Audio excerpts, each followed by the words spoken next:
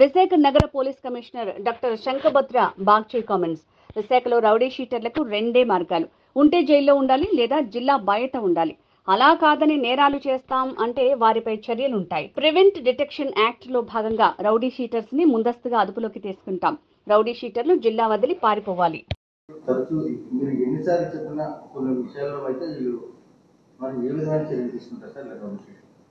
ఇప్పుడు 1 జూలై నేను చార్జ్ తీసుకున్నాను విశాఖపట్నం నగర్ కమిషనర్ పోలీస్గా.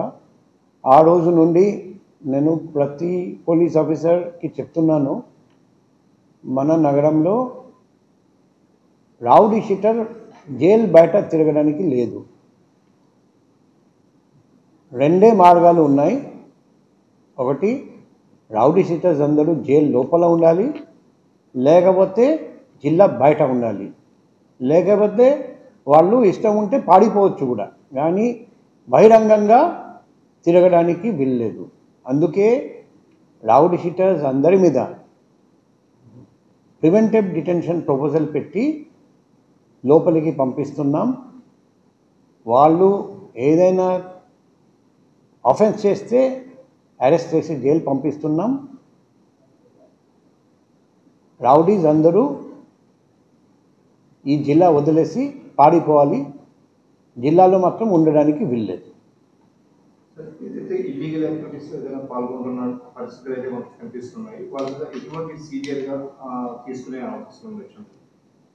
రౌడీస్ ఎవరైనా చిన్న తప్పు చేసినా మేము కేసు కట్టి అరెస్ట్ చేసి జైలు పంపిస్తాం. డిజర్వింగ్ క్యాండిడేట్స్ మీద జిల్లా బహిష్కరణ ఇది కూడా ఆర్డర్ కూడా పాస్ చేస్తాం. సార్, కొంతమంది బయటికి రాకుండా వెనక నుండి నడిపిస్తారు కొత్త వాళ్ళతో, వాళ్ళకి కూడా ఏ విధమైన మెసేజ్ ఇస్తారు సార్?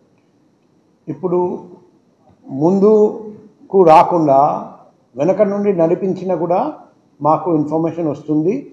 మేము వాళ్ళ మీద కూడా కఠిన చర్య తీసుకుంటాం.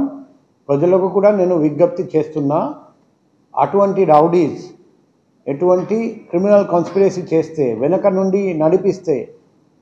నుండి నడిపిస్తూ ఏదైనా ఆఫెన్స్ కమిట్ చేస్తే మా phone number, personal phone number మీ అందరి దగ్గర ఉంది.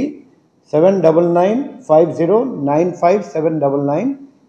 పగలు కానీ రాత్రి కానీ 24/7 ఎప్పుడైనా ఈ నంబర్కి కాల్ చేసి వాట్సాప్ ద్వారా, SMS ద్వారా, లేకపోతే డైరెక్ట్గా కాల్ చేసి నాకు తెలియజేయండి. మేము దర్యాప్తు చేసి ప్రతి రౌడీ షీటర్ మీద కఠినమైన చర్య తీసుకుంటాం.